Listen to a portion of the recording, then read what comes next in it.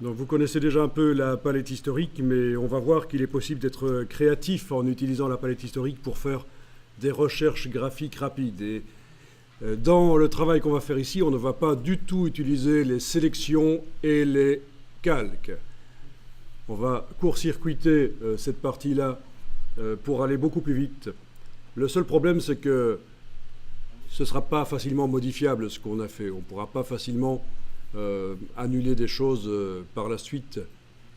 Donc pensez à enregistrer de temps en temps l'image sous un nom différent pour garder les différentes étapes de la création.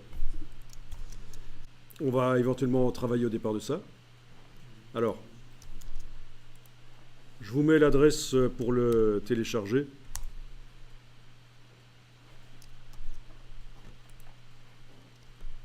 Voilà. Donc à la fin, vous confirmez, c'est un L minuscule.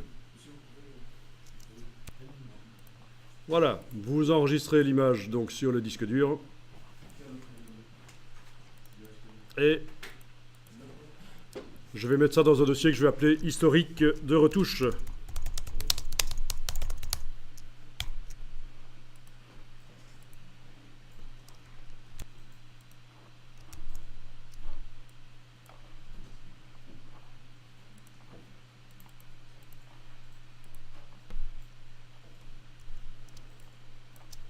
Ok, édition attribue un profil sRGB. Ok, je récupère l'image plus correcte parce que j'avais un petit problème. Vous l'aviez aussi ou pas vous voyez là? C'était déjà en sRGB. Bon, ça dépend comment votre Photoshop est réglé aussi. Allez un peu voir dans édition couleur. Dans votre menu édition couleur, est-ce que espace de travail ici est réglé sRGB ou Adobe RGB? Ok, chez vous, Photoshop est réglé en sRGB. Il est réglé pour faire des images pour le web.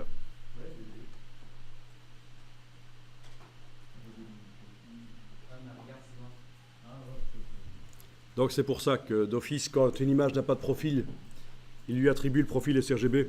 Et chez vous, d'office, c'est bon. Il y a juste un problème, c'est que si vous continuez à faire vos images en sRGB, je veux dire, on va en reparler. Si on a le temps, on va essayer d'en parler de ça. Que les graphistes ont intérêt à régler leur Photoshop différemment et à ne pas avoir sRGB indiqué ici. Bon. Ok, donc une image à retoucher. Et allez-y de manière sérieuse cette fois-ci sur la palette historique. Notamment, qu'est-ce qui pourrait être bien? Peut-être assombrir le décor derrière, donc je vais tester ça. Image, réglage, niveau.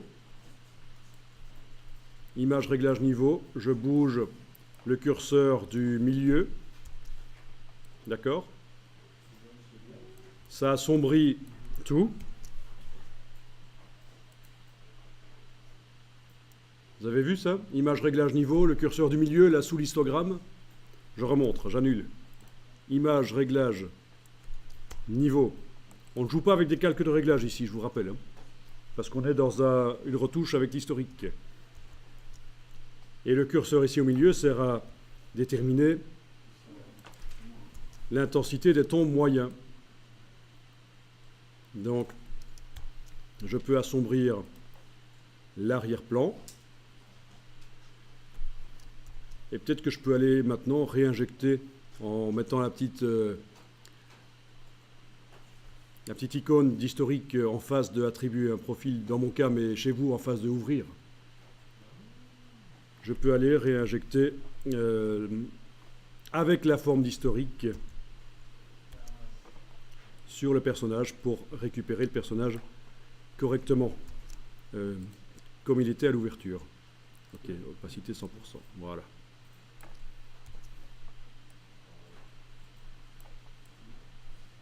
Ok, voilà, le genre de retouche qui peut être faite.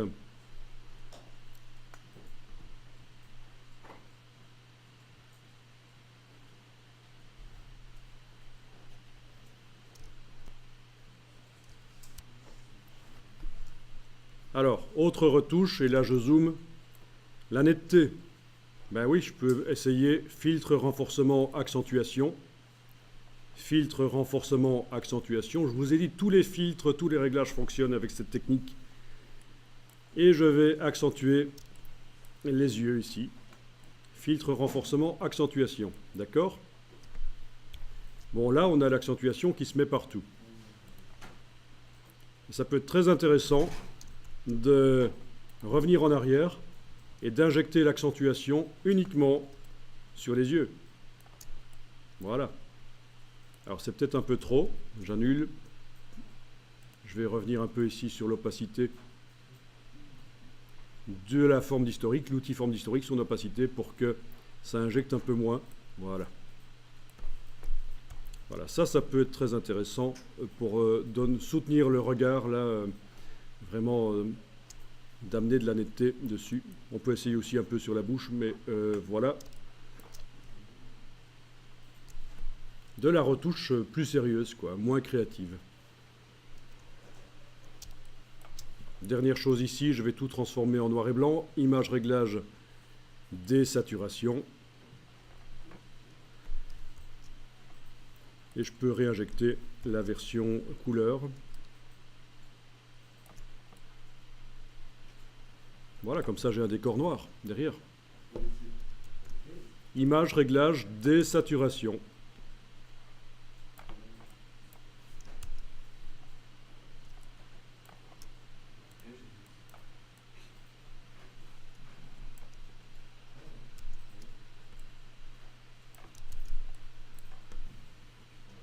Bon voilà. Normalement, donc en moins de 2 minutes, on passe de ça à ça. C'est la retouche créative mais sérieuse, quoi.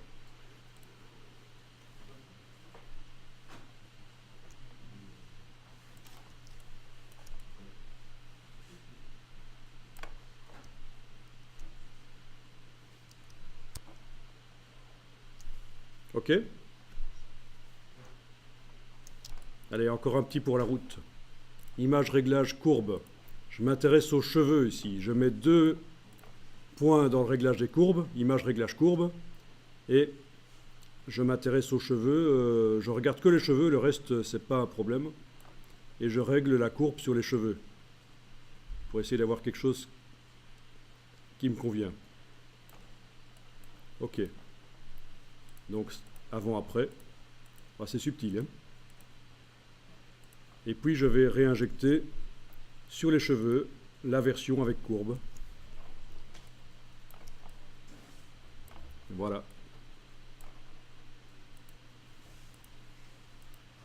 Donc voilà l'avant-après. J'ai juste modifié un peu le contraste sur les cheveux. Je peux faire la même chose pour le visage. Image réglage courbe. 2 points. Cette fois-ci, je me concentre sur le visage.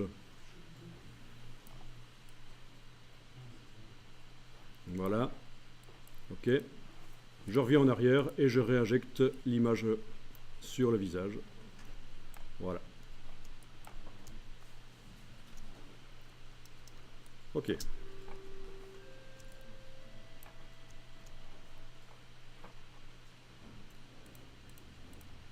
Bon,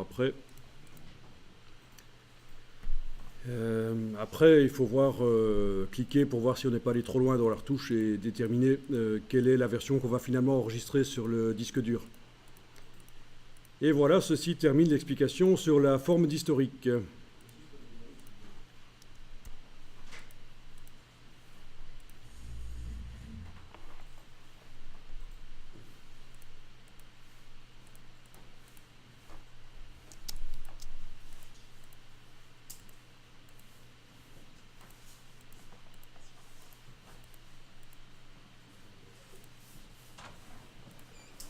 Ok.